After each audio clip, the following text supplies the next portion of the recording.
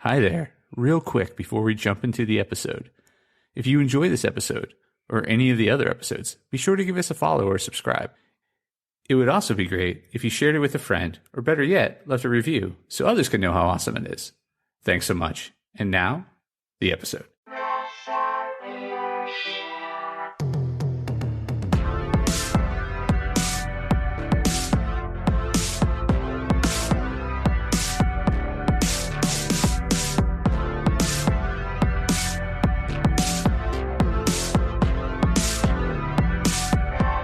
Hey there, Press Starters, and welcome to the Press Start Leadership Podcast, the podcast about game-changing leadership, teaching you how to get the most out of your product and development team and become the leader you were meant to be.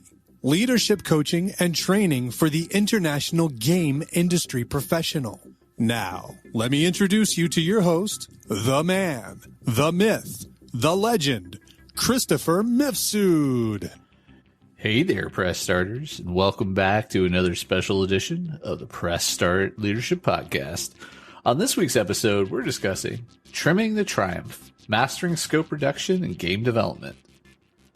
Strategies for discerning what stays and what goes in video game production for optimal results. In the world of video game development, there's an adage that's been passed around for years, both humorous and sobering. Kill your babies. While the phrase might initially sound jarring, its message is clear. Sometimes you need to let go of cherished ideas or elements to ensure the larger project thrives. This process, often termed scope reduction, is a crucial aspect of game development, ensuring projects remain feasible, within budget, and timely. This podcast delves deep into the intricacies of scope reduction, offering strategies and insights to make these hard decisions without compromising the game's core vision. The dangers of overscoping in game production.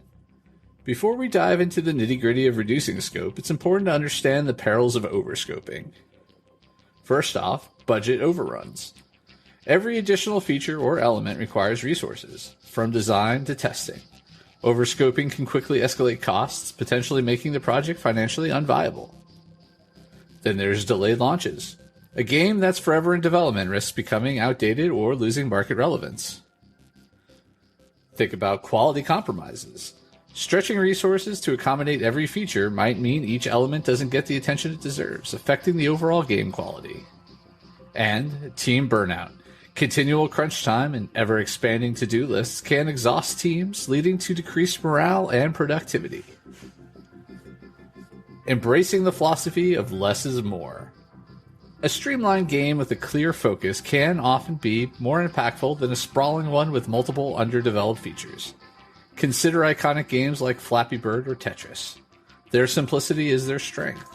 They offer engaging gameplay without overwhelming the player with myriad features. As a game developer, embracing this philosophy of less is more can be the step towards effective scope management. Strategies for effective scope reduction. Think about how to prioritize core game mechanics. Identify the heart of your game, the primary mechanics that drive gameplay. Any feature or element that doesn't enhance or support this core can be a candidate for elimination. Consider modular development. Design your game in modules or segments. This way, if a particular module is causing delays or doesn't fit into the broader narrative, it can be removed without affecting the overall structure.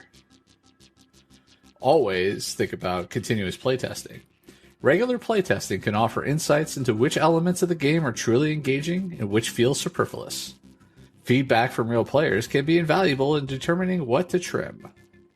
Set clear milestones. Break down the development process into clear milestones. If certain features are causing consistent delays in achieving these milestones, it might be time to reconsider their inclusion. Remember to embrace agile development. Agile methodologies prioritize flexibility and iterative development.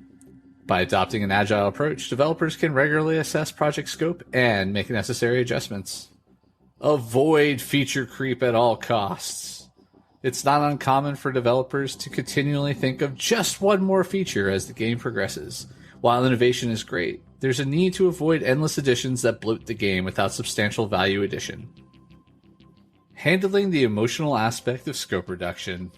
For many developers, their game is a passion project. Each feature, character, or narrative thread might feel deeply personal, hence making cuts could be emotionally challenging. Detachment is key here. While passion is vital for creativity, there's a need for a degree of emotional detachment when evaluating game features. Viewing decisions through the lens of overall game health rather than personal attachment can aid objective decision-making. Keep in mind that feedback is a pillar. Sometimes feedback from team members or playtesters can help reinforce or guide scope reduction decisions. It offers an external perspective, free from the biases of personal involvement. Also remember the larger vision. While a particular feature might be dear, it's essential to remember the broader game vision. If a specific element doesn't align with this vision or impedes its realization, it might be time to let go. Document and archive. Just because a feature doesn't fit into the current game doesn't mean it's a bad idea. Document and archive these elements. They might be perfect for a sequel, DLC, or an entirely different game. Engaging the team in scope reduction decisions.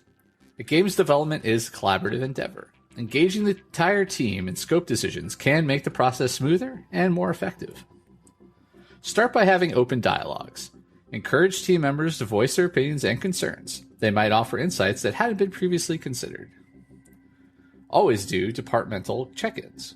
Regularly check in with different departments, art, design, testing, to understand challenges they might be facing. Their on-ground perspective can highlight areas ripe for scope reduction. Consider decentralizing decision-making. While a project lead or director will have the final say, decentralizing decision-making to some extent can empower team members and lead to more informed choices. And always, highlight the positives. Ensure the team understands the reasons behind scope reduction, be it improving game quality, ensuring timely launches, or managing resources better. Understanding the balance between vision and viability. Every game starts with a vision, a dream of what it could become. However, as the development progresses, this vision needs to be weighed against the viability of executing it. Keep the end goal in sight. It's easy to become enamored with intricate side quests, detailed backstories, or novel mechanics. However, always ask, does it serve the primary goal of the game? Also, flexibility over rigidity. A rigid adherence to an initial vision, even when faced with clear signs of it being untenable, can lead to significant problems down the line. The ability to pivot, even if it means moving away from some original ideas, can be the difference between success and failure. Leveraging tools and technology for efficient scope management. In the digital age, there are myriad tools and technologies available that can assist game developers in managing and reducing scope. First, there's project management tools. Platforms like Jira, Trello, or Asana can help in breaking down the game development process, assigning tasks, setting priorities, and tracking progress. These tools allow for visual representation of the project, making it easier to spot and address scope issues. Have feedback platforms. Tools like User Voice or Canny can collate feedback from playtesters, beta testers, or even team members, providing a clear picture of which features resonate and which might be extraneous. Consider analytics. In-game analytics can offer data-driven insights into player behavior. Certain features or levels are consistently skipped or not engaged with might be an indicator that they aren't crucial to the game experience. Communicating scope reduction to stakeholders. While internal team alignment is essential, it's equally crucial to communicate scope decisions to external stakeholders, be it publishers, investors, or even the gamer community. Always consider honesty as the best policy. When discussing scope reduction, it's vital to be transparent about the reasons behind such decisions. Whether it's due to budget constraints, time limitations, or quality concerns, stakeholders appreciate honesty. Highlight the benefits.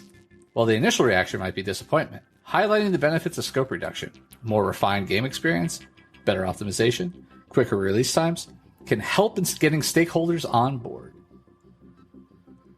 Use visuals. Sometimes showcasing a trimmed-down version of a feature or a level juxtaposed against the original can help stakeholders visualize why the scope is reduced.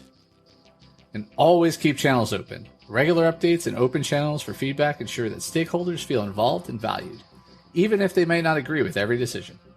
Revisiting and reevaluating post-launch. Scope reduction isn't just a pre-launch strategy. Post-launch, it's essential to reevaluate. Remember DLCs and expansions. Some of the features that were trimmed might find a new lease on life in DLCs or expansions. This not only offers additional revenue streams, but also satisfies fans who might have been looking forward to certain aspects. You always have patches and updates. Based on player feedback, some aspects of the game might need refining, expanding, or even reducing. Post-launch patches offer an opportunity to adjust scope based on real-world data. And there's always sequels and spin-offs. As hinted earlier, just because a feature didn't fit into the current game doesn't mean it's lost forever. Sequels, spin-offs, or even new projects might benefit from these archived ideas. Final thoughts. Scope reduction, or killing your babies as it's colloquially known, is an integral aspect of video game development. It ensures that the game remains viable and delivers on its core promise, without becoming bogged down by unnecessary features or bloated ambitions. While the process can be emotionally taxing, especially when letting go of a feature one is deeply attached to, it's necessary discipline in the high-stakes world of game development. By prioritizing, staying flexible, leveraging tools, and maintaining open communication channels, game developers can master the art of scope reduction, ensuring their projects are both visionary and viable. All right, and that's this week's episode of Press Start Leadership Podcast. Thanks for listening, and as always, thanks for being awesome.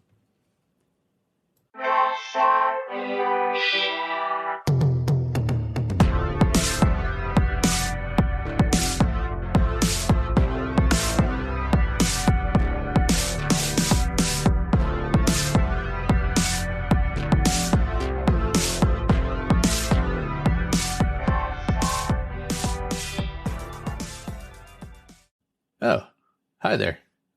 The episode's over, but thanks for sticking around till the end. If you're on the quest to elevate your team's leadership, production, or game design capabilities, I'm here to assist.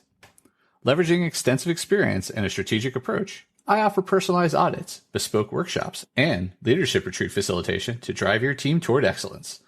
My commitment is to provide efficient, reliable, and proven support, ensuring you have the tools and insights needed to thrive. Ready to unlock your team's full potential and achieve unparalleled success? Don't hesitate to press start on your journey to transformation today. Feel free to reach out directly to discuss how we can tailor a solution to meet your unique needs and goals. Let's connect and take your team's performance to the next level.